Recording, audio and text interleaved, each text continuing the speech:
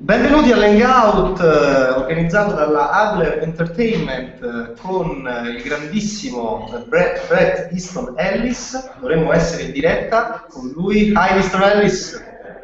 Hello. Hello. Hi. Siamo in diretta, salutano anche Giorgio e Raffaella che presento subito, siamo in diretta per questo hangout, sono le 9 del mattino, it's 9 a.m. in the morning in Los Angeles, sono le 9 del mattino e sono invece le 18 in Italia e collegati con noi, io sono Francesco Alò, modererò questo hangout, in collegamento i due grandi colleghi, Giorgio Viaro di Best Movie. Ciao! Ciao Giorgio, e Raffaella Serini di Vanity Fair. Ciao! E con noi in collegamento il grande Bret Easton Ellis da Los Angeles, autore, grandissimo scrittore, grandissimo romanziere, molto amato anche in Italia, autore di capolavori come American Psycho, Le regole dell'attrazione, Less Than Zero, e vabbè, potremmo andare avanti ma ci fermiamo qui. Non è la prima volta che Mr. Ellis si trova in contatto con il cinema, non è la prima volta che le sue parole vengono trascritte sullo schermo. In questo caso è il caso di The Canyons, parliamo di The Canyons, presentato fuori concorso alla 78esima Mostra del Cinema di Venezia, in sala in Italia il 14 novembre, distribuito da Adler Entertainment che sta organizzando questo hangout. Ecco perché stiamo qui a chiacchierare con Mr. Ellis del film. Domande mie, domande di Giorgio e Raffaella, ma domande anche dei nostri amici collegati con i social network che si vogliono intervenire. Ok, it was a short presentation, Mr. Ellis, and la prima domanda è mia. The first question is mine, and it's very boring, but I have to do it. Mr. Ellis, first of all, congratulations. The movie with Mr. Schrader that you made with Mr. Schrader, for me, was one of the best that I have seen in Venice Film Festival. A great neo-noir, and I really enjoyed the movie. So, first of all, congratulations. The first question is, at the beginning of the project, if I'm not wrong, you thought about younger main characters in the Canyons. Characters in their, older main characters in their 30s. Then, with the wonderful cast that you had, I'm thinking about Lindsay and obviously the great James Dean, you changed the age of your main characters, and you decided to write main characters in their 20s. What about this process, and what about the differences between the story at the beginning and the story and the final, The Canyons, that you wrote? The story of The Canyons is very simple, and Paul Schrader and I wanted to make a kind of neo-noir set in LA. And so I came up with this plot, this story, that was very intriguing to me, very intriguing to Paul Schrader, and it involved two couples. And at the time I was thinking about it in its initial outline, I thought they'd be in their mid-30s, because first of all, it's easier to cast a movie with actors who are in their 30s. It's very hard to find good actors who are in their early 20s. So we thought it'd be about these two couples in their mid-30s, and then I became fascinated with James Dean, and I became convinced that he should play the villain of the movie. And so, since he was 26, that meant I automatically had to lower the age of the entire cast, and it was just, and it really didn't affect the story so much. I never saw this as a criticism of the 20-something generation. I just saw it as a kind of, low-budget, noirish thriller. And it didn't really matter how old the people were. It just got cast that way because I was interested in James Dean. Hello, Mr. Ellis. Mine is a simple question. I want to ask you if you had some kind of fun in writing this story, and which was the funniest part of it? I was writing the script for Paul Schrader. We were putting our own money into this movie. It wasn't going to be done with the studio. There weren't going to be producers overlooking us, making us change things. What was so fun about this project was that we knew from day one we were going to make it. And so that made the entire process very literal, very freeing, and there was no one particular fun thing about it. The whole thing was kind of a joy to work on. Mr. Ellis, how's the process when you write a sex scene? Well, look, when you're writing a sex scene for a screenplay, you're not writing a porno. You're writing a drama. So you have this drama, and in the Canyons, there happen to be 3 or 4 sex scenes that move the story forward. So the sex scenes weren't there for titillation. If you want to get turned on, you can go watch porn. You can watch a porn film. This is not a porn film. This is a drama that happens to revolve around the sexual relationships between young people in Los Angeles. So what I was thinking about during each of the sex scenes was, how is this moving the story forward? What does this mean for the characters? What revelations are revealed during these sex scenes? And the movie does climax, sorry to use the phrase, with a somewhat high. Oh yeah, of course. Okay, my second one is, Mr. Ellis, you were very young when a masterpiece was released, and the title was American Gigolo. So yeah. I want to ask you, what is your relationship with that movie? For me, it's very strong because you were a very young storyteller. Tell us something about your strange relationship with the with Paul Schrader's wonderful filmography. Well, I was thinking a lot about American Gigolo and other Paul Schrader movies when I was writing The Canyons, because I knew I was writing a movie for Paul Schrader. So American Gigolo was on my mind, and then it became something very much on Paul's mind while he started to shoot the movie, and how he started to shoot James Dean to resemble Richard Gere a little bit in The Canyons. American Gigolo had a big impact on me because I was a teenager living in Los Angeles, and you really hadn't seen a movie like that before. It was the movie that introduced metrosexuality into the culture. It was the movie that kind of altered the way we look at men in films, and no man had ever been photographed like Richard Gere before. And it really did change fashion. It changed the way heterosexual men present themselves, look at themselves, and it was the beginning of this huge wave of a new kind of male narcissism. So it had a big impact. And also, I lived in LA at the time, and I had never seen LA so beautifully photographed before. And also, the movie had such an impact on me that when I was writing Less Than Zero, I decided to name one of the main characters Julian. And certainly, you know, the title of American Psycho could easily be, you know, the brother of American Gigolo. So that movie did have a big impact on me, as did a lot of other Schrader films. Maybe not as much as American Gigolo, but you know, I was thinking of some movies that you might not know so well: The Comfort of Strangers, Autofocus, Light Sleeper. Certain noirish Paul Schrader films were definitely on my mind when I was creating The Canyons. Yeah, just a curiosity now.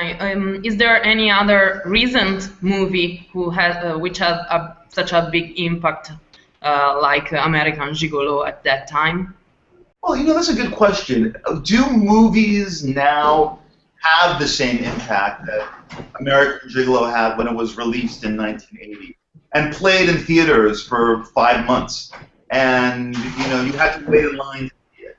And you couldn't get into it if you were a certain age because it was, in the States, rated restricted. And it caused so much conversation for a long period of time. So it did have a kind of cultural impact. I don't know if movies really work that way anymore. I don't know if they're at the center of the culture in the way that they once were.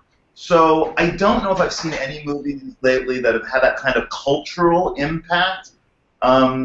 But you know, I mean, it's kind of a depressing question in a way, because for those of us who love film, you know, it is interesting to see how it's been slightly minimized in the culture. Everyone here in the United States talks about how fantastic television is. Well, maybe, but I just don't think it's as good as the best movies. And so a lot of people don't see the best movies because now they're relegated to independent theaters, or you have to get them on here in the States on demand or download them. So I don't know.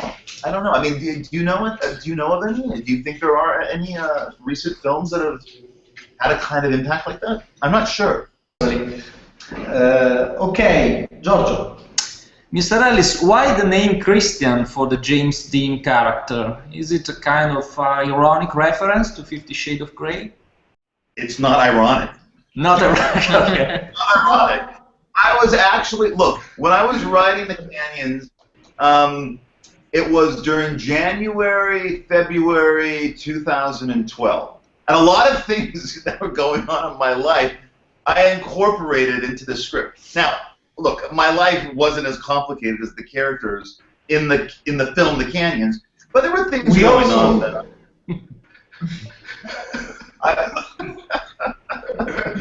but people think that I named him Christian because of Christian Bale or something, but no, you're correct. I was reading 50 Shades of Grey at that time. Also, I have a good friend. I have like 2 good friends named Christian who are not exactly like the Christian in the movie, but they could be if they had more money, perhaps, and they were allowed to be.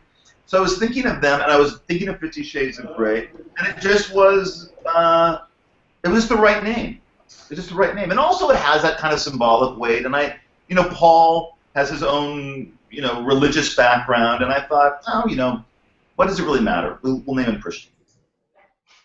Okay. Can we go on a little bit? Okay. Okay. Great. Okay. You talk about the religious side of Paul Schrader's life. Tell me something about your relationship, your generational relationship. You are one generation. He is another one. I'm very curious about your first meeting. I don't know, your relationship with Paul Schrader. Relationship with Paul is we knew each other casually when we were both living in New York. I remember a conversation I had with him once on a plane from LA to New York, but we really came together a couple of years ago because he was going to direct a script I wrote for a studio, and that movie fell through. It didn't happen, and that is when Paul decided to make this low-budget movie that we would both put our money into, and I would write the script, he would direct it, and we would own it because we put our own money into it, and that's really how we became friends. You know, Paul has made, I think, a bigger deal about the generational aspects of the Canyons, and I think his feeling was that I was writing a critique of 20-something millennial values when I really wasn't thinking that at all. I was just kind of thinking about this simple noir story. I was really thinking about a movie at its heart about Hollywood, where a girl does something nice for her ex-boyfriend, and then because of it, someone gets murdered. That seems to be a very Hollywood story. So, on a metaphorical level. But I never saw this as kind of an investigation into 20-something morality. Paul did. Paul did find that aspect interesting, which surprised me because that was never really my intention. So Paul is of one generation, and I'm from another generation, and then the movie is about another generation. So you have people in their 60s directing, a person in their 40s writing about people in their 20s. But this is a very long answer to a very simple question. I don't think it really matters that much, the generational aspect. I just don't think it does. It's not a movie about that, you know? Is there any aspect of the story that you think people didn't get very well, or they misunderstood? I mean, I think, well, look, I don't know if people misunderstood it. The movie is very, very controversial in the United States. A lot of people reacted violently against it. And I think it has a lot to do with the fact that it's a very dark movie, and it's about unsympathetic people doing very bad things to each other. A lot of them are actors for the entire movie lying to each other, wearing masks, and evil gets away with it. Someone commits an evil act and gets away with it. I'm not spoiling too much here. And I think a lot of people kind of are in this mode right now in terms of movie going where they want to see something a little bit more upbeat and inspirational. And The Canyons is very dark. It's a very nihilistic movie, and I think a lot of people are in a place right now where maybe that's not what they want. They want something a bit more hopeful. Now, I like the feel-bad nihilism of The Canyon, and so does Paul. It's kind of in our DNA. I mean, these are characters we like to explore. We're fascinated by Christian. We're interested in why Tara, the Lindsay Lohan character, does what she does. Other people might be very bothered by it, you know, very kind of disturbed or bored, I don't know, by this group of characters and the way they deal with each other. But I still find the movie fascinating, but I can understand how its philosophy would be one that people might reject. Mr. Ellis, what do you think about the way your novels have been made into movies so far? I'm always surprised that the novels are turned into films. I mean, I write novels because I think they're novels, and then I write screenplays that I think would be good movies. I look at a novel like American Psycho, and I think this can never be a movie. Or Less Than Zero, that can never be a movie because there's no plot. There's no 3 acts. There's no kind of resolution. Yet, I have found that more than half of my novels have been turned into films, and the rest have been bought to be turned into films. And maybe there's something cinematic about the writing of the prose that makes filmmakers think they can turn these books into novels. Maybe there's certain scenes that they think would play well as a film. I've talked a lot about American Psycho, how I never thought that book should be turned into a movie, and yet I think they did a fine job. And I think the problem with that movie is that the book doesn't make any decisions about whether all of this happened or not. Yeah. The movie automatically, I mean, you as the reader, you're reading the book, and you're going, is this really happening? Is this really happening? Yeah. Well, there are clues that it might not. Maybe he's insane. Maybe I'm insane. But the movie, because of the fact that it is a film, and we see the murders, we see these things happen, then the movie's already made an answer. There's already an answer in the movie. Yes, he did it. He is the American Psycho. And, you know, Less Than Zero I've talked about a lot. There's nothing in the movie that's from the book, but yet I like the movie now. The older I get, the more I like that movie. The movie that really does work is The Rules of Crashing, which was a movie released in 2002 based on my second book that was made by Roger Avary. That was a film that the filmmakers found the right cinematic equivalent of the voice of the novel. Very tricky to do because that novel has about 5, 6, 7 narrators all talking about the same things they're going through from different point of views. And Roger Avary found the way to do it. And so that always remains, and also it's the blackest of the movies. It really is even blacker than American Psycho. There's something very funny and committed about that movie. So I like that movie very much. Back to The Canyons. Let's talk about the wonderful cast. I totally agree with you about the non-generational issues. Because Lindsay, for example, she looks like Ava Gardner. She's 28, but she's a diva. She's an old diva, and it's very fascinating for me about the movie. And also James. Okay, you said that you were fascinated by James, but who could think that James could act not only with his body so well, like in The Canyons? So let's talk about a little bit about Lindsay and James. Okay, well, first of all, I want to say I knew James could act. I knew it from watching his film. And I'm not even talking about the pornography. I'm talking about the scenes that were non-pornographic. I wouldn't have written this if I thought James couldn't have played the role. I would never have gone there. I would not have wasted everyone's time. I knew from day one that James could play this role, play it really well.